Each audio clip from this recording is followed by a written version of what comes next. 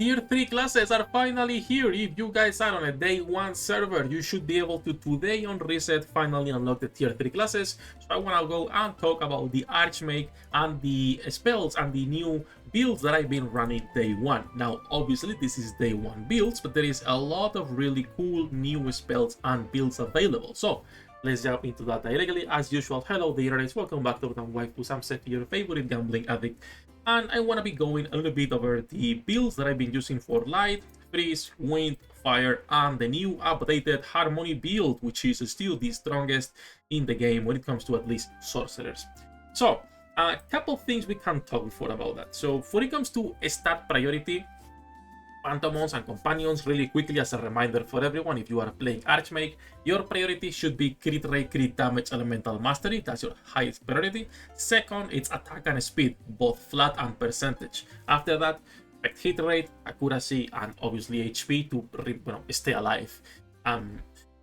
If you get unlucky, obviously you will get something like this with triple HP speed. But it's RNG. As long as you're increasing your combat power enough, it's fine. But that is the priority for the stats. When it comes to the companions, anything that gives crit rate and accuracy. So I'm leveling up Megumin for the crit rate. I'm leveling up Shin for the crit rate. I'm leveling up then Carlos, Akane, Carol for the accuracy. Right? Things like that. And then when it comes to the Phantomon specifically, obviously the best one is going to be Nyx Arxon. For those of you who still don't have him, Seoletus works, Hells works, and the new one from the collab also works, aka Chomosuke, right? So those is for the Phantomons.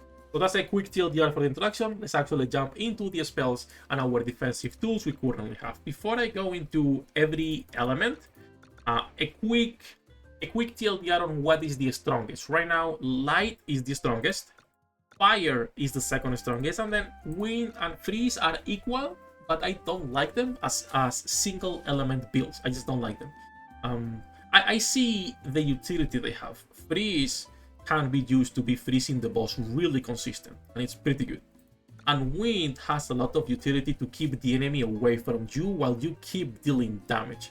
But even in those situations, I just don't like them because you are better off just doing more damage, right? If that makes sense.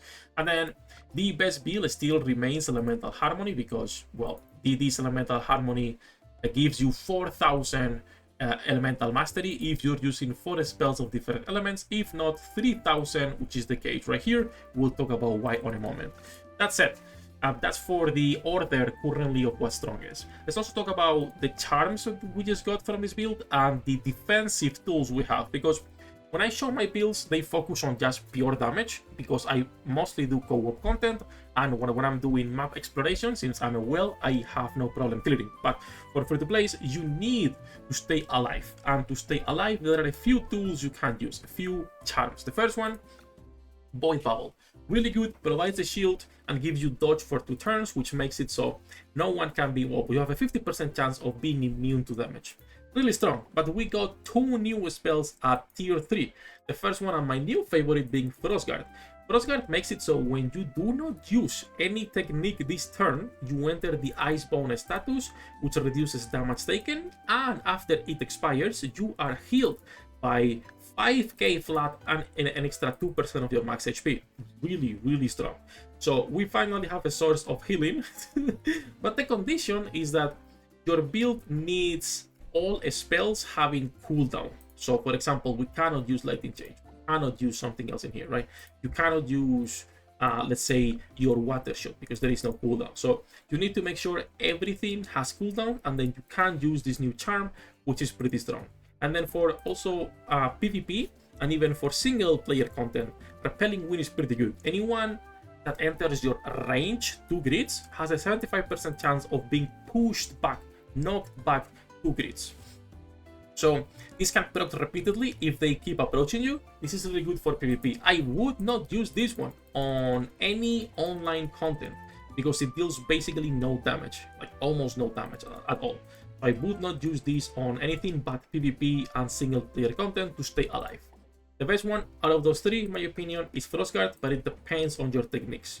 So those are for the defensive tools. Keep them in mind and change your builds based on what you need, right? Now, let's jump into the actual first build, the light build.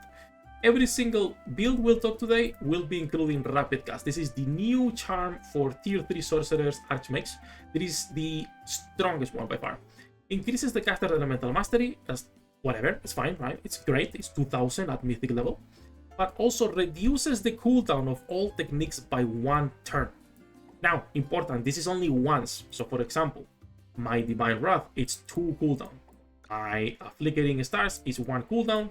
My Light of Dawn is 1 cooldown. At the beginning of the battle, this means both of those techniques will be usable and Divine Wrath will be 1 cooldown. So, pretty good, right? You can't use your spells from the get-go. This means overall more damage on every situation because you can't use your spells from the get-go. You don't have to wait. You don't have to be sitting around doing nothing. So on most situations, even if it's only once, it provides an increase in damage. Now, also, as you guys can see from our newest spells, Divine Wrath is the strongest spell by far because it's going to be hitting 16 times on this huge AoE, prioritizing large targets. For bosses, this is really strong. We also get 2 new passives. One of them being Radiant Seer, as you guys can see, 16 million damage, better than any spell, by the way.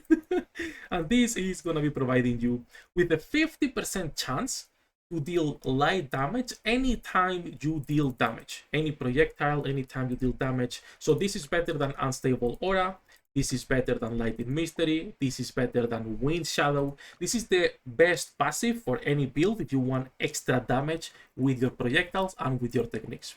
And we're also getting a new passive, which is Incarnation of Light, increasing our light affinity. So more damage. Remember that affinity means more damage and Aegis means more defense against that element. So that is the lighting build. Nothing else changes outside of slotting Divine Wrath, slotting Incarnation of Light, and also the new Radiant Seer, in contrast to previously being using Unstable Aura. You could still run Mana Search. I still prefer Rapid Cast. It's huge crit RNG and crit fishing, so it's up to you. I don't have a lot of crit, even if I include Mana Search. Like, I don't have good stats yet. 7% crit rate, bro.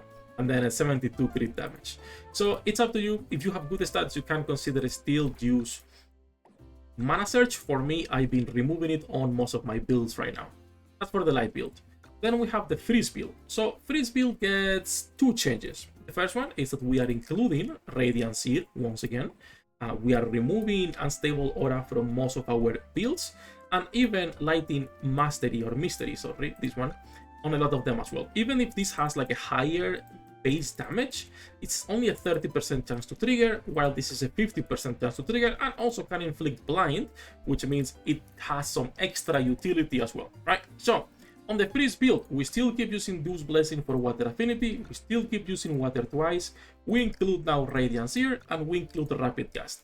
The spells, it's simply we are removing Ice Spike in favor for the new Aqua Vortex. Aqua Vortex is not good damage, but it has a 40% base chance to inflict wet.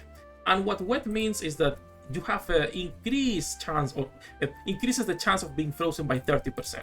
Which means this build still for freezing bosses is really good. So for freezing bosses is good. In terms of damage, it's not as great. But once again, look at the bar on the boss. It just depletes almost instantly. You could keep, oh my god, that voice crack. You could still keep something like the Ice Spike if you prefer. If you don't want to be running, for example, if we go here, if you don't want to be running your Water Shot, you could keep Ice Spike. The problem is that Aqua Vortex has awful damage, like awful damage. It's not great, guys. 3 million, in contrast to spells that, you know, this is a tier 1 spell, Water Assault, and we're still doing way more damage than a lot of the other spells. So I think the problem with water builds at the moment is simply that they don't have enough damage. So it's a good build for freezing, not so much for damage. That's for light, that's for freeze. Let's talk about wind. Wind has the same issue as water. It's not great damage, even though they have pretty good charms and techniques. So not much changes from our previous build. We are removing Iron Thorn. It's a bad spell overall. And we are including the new one, Howling Hurricane. And this is our new main damaging skill for this build. It's pretty good damage. It also will be knocking enemies airborne, and overall, even with the 2 cooldown, it's really good damage. I'll show it on a moment. We still keep Cyclone, we still keep Tempest Sphere, and Wind's Delight. Now, for the passives, Wind Shadow is really good to delay the target action of the enemies. It's pretty good. I am considering switching off Unstable Aura, however, because, like I said earlier, it's just too low of a chance in contrast to just running our new Radiant Seer, which is better. We're also including Rapid Cast, obviously, and Wind Affinity for the damage. Now, for the Wind build, like I said earlier, it's good utility. Damage-wise itself is not as great. It feels this because some of the spells they have are not as good. So, for example, like I was saying earlier, 9 million on our new spell, while Radiant Seer is doing 23 million. It's doing more than most of our spells combined, guys. Right? That's how bad it is right now.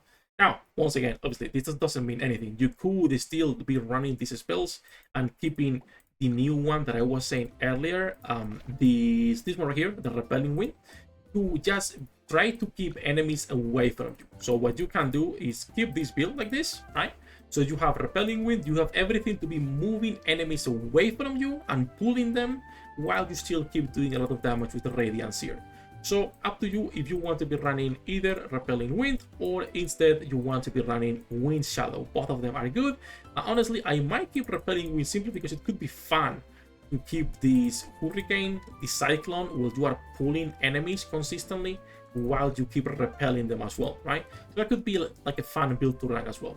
And then finally, we go into the Fire build. Now, Fire build includes a new spell, no, 2 new spells, and both of them are really good. So we still use our Heart of Flame. We are including once again Radiant Seer and Rapid Cast, and we are still using Raging Wildfire. Like I said on my previous video, you cannot have multiple sources of inflicting burn on the floor. If I put Flaming Path and Raging Wildfire together, you're gonna be losing damage because you cannot burn a tile twice. So between Flaming Path and Raging Wildfire, I'll prefer this one a lot. Now, what are our new spells? We get 2 of them. Meteoric Flames, a new AoE that is absolutely huge and decimating enemies. Look at this damage, by the way.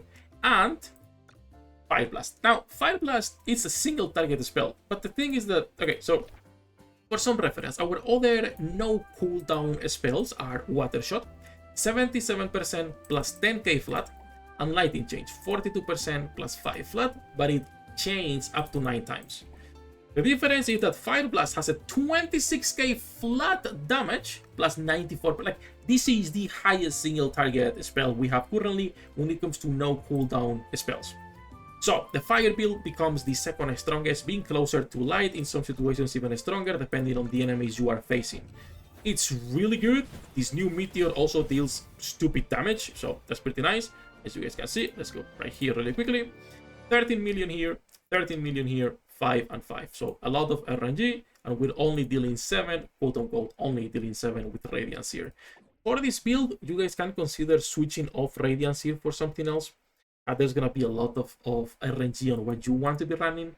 And also, you can still consider for single target, you can still consider switching out Fiery Star Trail for, in contrast, something like the Flame Jet, and the same thing applies for the Fireball. You could keep that and just switch to this and should be already increasing damage. But it depends on what type of enemy you are facing, right? Like, heavily depends on what type of enemy you are facing. If you want more single target damage, the Flame Jet is good. If you want more AoE, you can keep the Fiery Star Trail with the Blazing Fire Ring, for example, right? A lot of options. These are just what I've been using right now.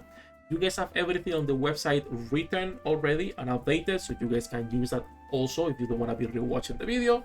So that's basically everything for this one. Any questions you guys might have about tier 3 Sorcerer, aka Archmage, feel free to leave a comment down below and I will be answering those questions. And when it comes to the other builds on the website, some have been updated, some have not. So Sorcerer has been updated. The Sage was already updated before it came out because it's what I played in China. So you guys have the Arcanist in here from the Summoner, the Erosion, and the support.